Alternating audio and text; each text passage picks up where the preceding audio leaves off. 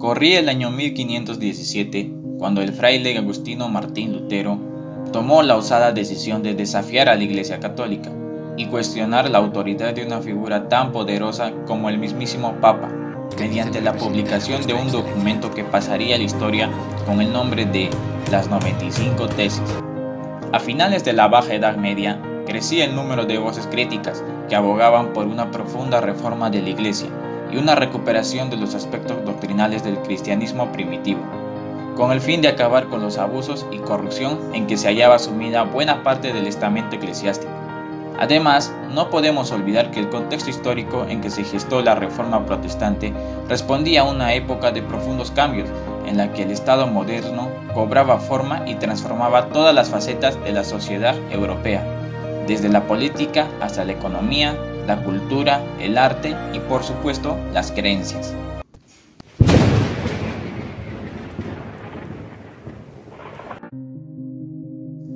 Las circunstancias que propiciaron el desgaste del poder papal y la ruptura de la unidad cristiana apuntan a una serie de factores y causas que, unidos a la decidida intervención de Lutero, pueden explicar el éxito de la Reforma Protestante.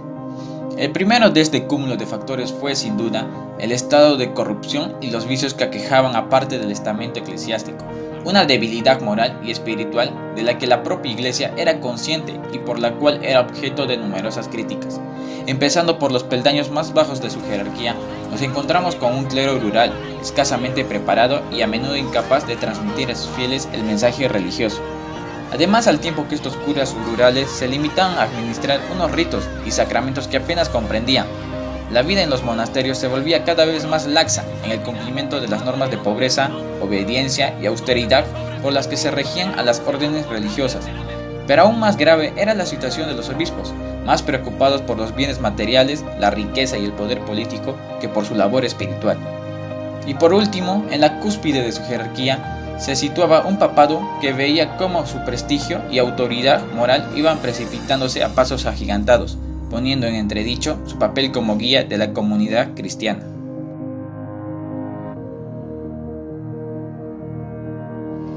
A los males del clero hay que sumar la búsqueda de una religiosidad más auténtica por parte de quienes conformaban el grueso de la comunidad cristiana, los creyentes. La Baja Edad Media trajo consigo una nueva religiosidad popular, en la que el miedo al castigo divino y a la muerte creaba una nueva atmósfera de incertidumbre e indefensión entre los fieles, pues ya vieron a la peste negra como un castigo de Dios. Ante esta coyuntura, la respuesta de la Iglesia fue ciertamente ineficaz, recurriendo a métodos lucrativos como el pago de indulgencias, que eran pagos por un supuesto perdón de Dios frente al castigo divino. Por último, no menos importante, fue la suma de intereses políticos y sociales de determinados grupos de la época, que impulsaron el éxito de la doctrina reformista en buena parte de Europa.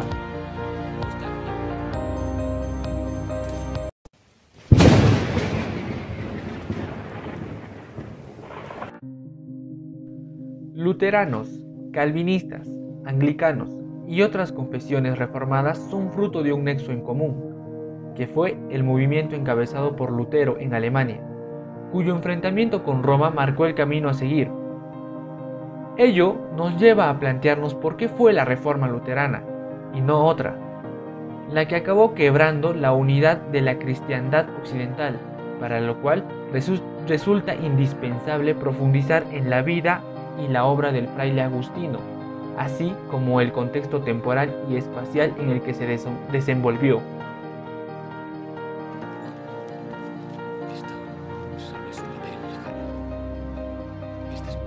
Martín Lutero fue criado en el seno de una familia campesina de la región de Turingia, en Alemania, iniciando su formación en la Universidad de Erfurt, donde estudió filosofía nominalista. Allí ingresó en 1505 en el convento de frailes agustinos de la ciudad, comenzando así su carrera eclesiástica, que culminaría en Wittenberg, cursando teología. Volcado en el estudio de las lenguas clásicas, pronto empezó a ejercer como profesor de Sagrada Escritura, lo que le permitió entrar en contacto con el cristianismo primitivo y su mensaje religioso.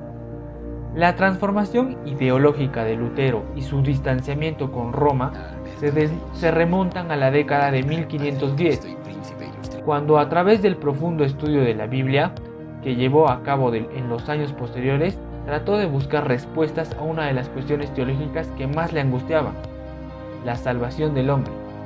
cuya respuesta encontró en un pasaje de la epístola de San Pablo a los romanos,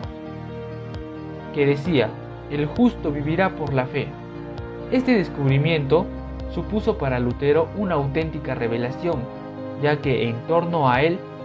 enunció la premisa sobre la que edificaría toda su doctrina, empezando por su mayor obra, las 95 tesis, que supuso su primera crítica directa a la Iglesia y el rechazo a la autoridad del Papa para administrar la gracia divina. Por orden de su santidad, el Papa León X, todas las obras de Martín Lutero serán borradas de la memoria de los hombres. Martín Lutero dice la verdad.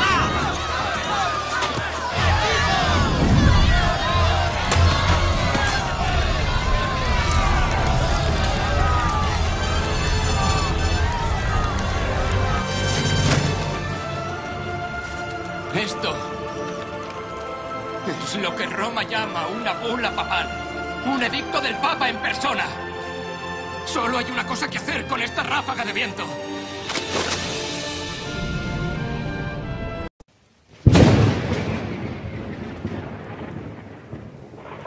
En primer lugar, la predestinación del hombre, cuya condena o salvación depende únicamente de Dios, limita su capacidad para elegir entre el bien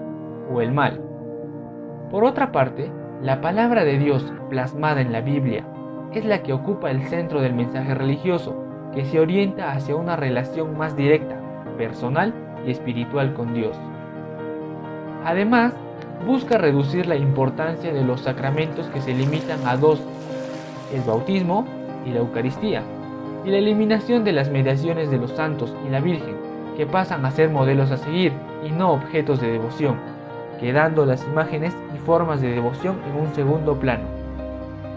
También,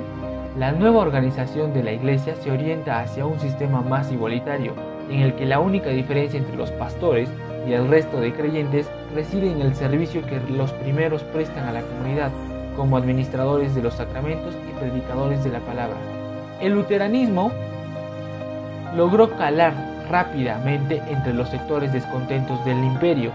y en el componente rupturista y liberador de su doctrina. Hizo que determinados movimientos sociales de la época comulgasen con sus ideas. Fue el caso de la baja nobleza y el campesinado alemán, que se rebelaron contra los príncipes y el emperador en la revuelta de los caballeros de 1522 y la guerra campesina de 1524 hasta 1525.